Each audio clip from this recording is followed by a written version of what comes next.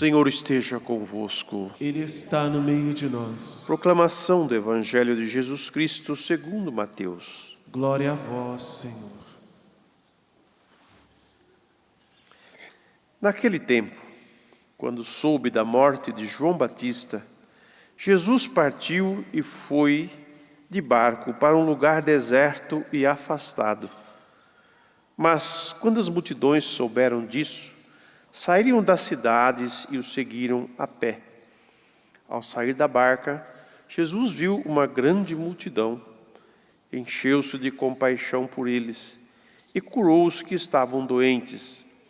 Ao entardecer, os discípulos aproximaram-se de Jesus e disseram: Este lugar é deserto e a hora já está adiantada. Despede as multidões para que possam ir aos povoados comprar comida. Jesus, porém, lhes disse: Eles não precisam ir embora. Dai-lhes vós mesmos de comer. Os discípulos responderam: Só temos aqui 5 pães e 2 peixes. Jesus disse: Trazei-os aqui. Jesus mandou que a multidão se sentasse na grama. Então pegou os 5 pães e os 2 peixes, ergueu os olhos para o céu e pronunciou a bênção. Em seguida partiu os pães e os deu aos discípulos. Os discípulos os distribuíram às multidões. Todos comeram e ficaram satisfeitos. E dos pedaços que sobraram, recolheram ainda 12 cestos cheios. E os que haviam comido eram mais ou menos 5.000 homens, sem contar mulheres e crianças. Palavra da salvação. Glória a vós, Senhor. As palavras do Santo Evangelho perdoem os nossos pecados. Amém.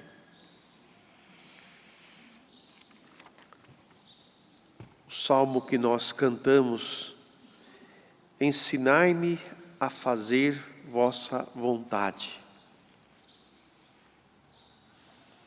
A vontade de Deus para com o homem e a mulher é de que eles se convertam. O episódio dessa primeira leitura que ouvimos, do falso profeta e o profeta verdadeiro, vem dizer para nós que Deus havia levado o povo para o exílio da Babilônia. E o profeta, querendo confortar o povo, vai dizer que daqui tanto tempo o Senhor vai trazer de volta vocês para a terra. E o verdadeiro profeta diz: olha, para um profeta ser reconhecido, é preciso que se espere acontecer, provar o que ele profetizou, se realmente vai acontecer. Porque Jeremias é o profeta do Senhor, é o profeta chorão, ele chora mesmo. E cada um segue o seu caminho, e como Jeremias é o escolhido do Senhor, ele vai dizer para ele, diz para este profeta, que você quebrou um jugo de madeira, eu vou fazer um jugo mais pesado ainda, que é de ferro, que vai ser difícil de quebrar. Porque que é Deus quem vai quebrar esse jugo, esse peso sobre as nações e sobre todos os povos, em vista de que o povo dele se converta. O povo de Israel passaram por muitas dificuldades, e vou dizer para vocês que nós não somos diferentes também, em passar por dificuldades, mas todas as dificuldades, ela tem um para quê, e ela tem uma origem também. Porque quando a humanidade começa a desprezar as coisas boas, começa a desprezar o bem, o direito, a justiça, e a desprezar o próprio Deus, todo tipo de calamidade começa a acontecer.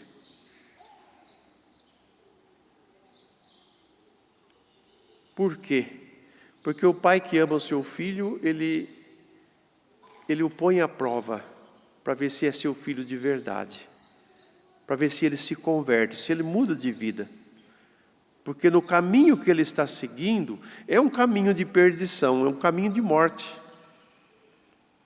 E a vontade de Deus é que eles façam um caminho de vida.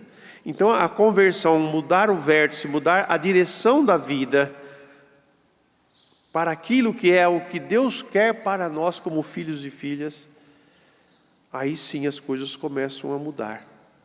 Nos últimos tempos, nesses que nós estamos vivendo, a Virgem Maria tem se manifestado da parte de Deus, como ela sempre diz, e dito para a humanidade. Ela não tem falado coisas boas, não.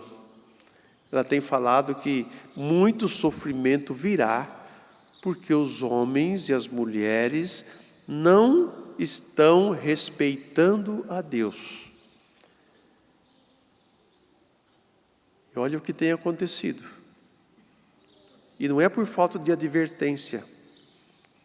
Ela não vem falar para nós que, olha, vai ter um mundo de prosperidade, que todo mundo vai ser feliz, que Deus vai eliminar todos os inimigos. Ela vai dizer, olha, tudo isso está acontecendo por culpa de vocês mesmos. Nem de Deus é. Porque a rebeldia, o pecado da rebeldia, que é o rebelar-se contra Deus, o rebelar-se contra a justiça, contra o direito dos outros, o bem dos outros, é revoltar-se contra Deus. E o profeta, ele tem a missão, a função de anunciar a conversão, a mudança de vida. Tanto que Jesus começou o seu ministério dizendo, convertei-vos e crede no Evangelho. O nosso caminho é um caminho de conversão. E na medida em que nós vamos nos convertendo, Deus vai tirando de sobre nós todo o jugo do pecado. E se preciso for, a gente morre pela nossa salvação, do que querer uma vida de facilidade, sem nenhuma penitência, sem nenhum empenho, sem nada. Então o que o profeta diz para nós hoje é de nós sermos fiéis a Deus e nós nos convertermos, porque aquele que prega infidelidade, como ele diz aqui, contra o Senhor, que o profeta fez, eis que te farei partir desta terra, morrerás este ano, pois pregastes a infidelidade contra o Senhor. E naquele ano mesmo o profeta Ananias morreu.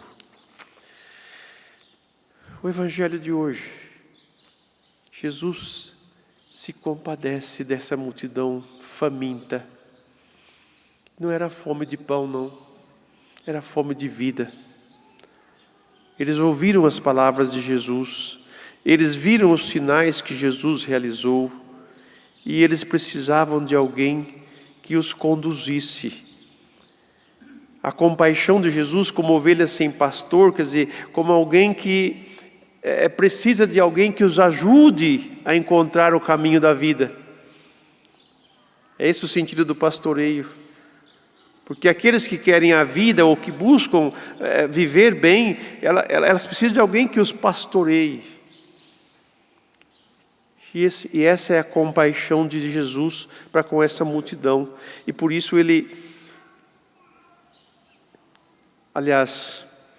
os discípulos têm uma preocupação.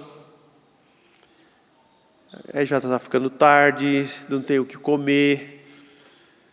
Então, qual que é mais fácil? Não, despede o povo, Eles vão procurar comida e nós temos aqui 5 pães, 2 peixinhos, dá para nós comer, Eles pensaram assim, Vamos pedir para Jesus, dispensar o povo. E Jesus dá uma resposta que os surpreende. Dai-lhe vós mesmos de comer. E eles vão olhar o quê? A sua própria limitação. Mas, olha, nós temos 5 pão e 2 peixinhos. O que é isso para uma multidão tão grande? E aí entra a ação de Deus. Muita gente às vezes desanima porque acha que tem pouca coisa. Não tem muitos dons, não tem muita capacidade, não tem muita inteligência. Mas se Deus está contigo, se você confia nele, tudo pode acontecer além daquilo que é o nosso limite. E o que Jesus faz? O que um judeu sempre faz. Ele toma o pão nas mãos e agradece a Deus e abençoa aquele pão. A mesma coisa ele faz com os peixes. Jesus repete esse gesto eucarístico como o padre faz toda a Santa Missa. Tomou o pão, agradeceu a Deus pelo pão. É como um alimento lá de casa.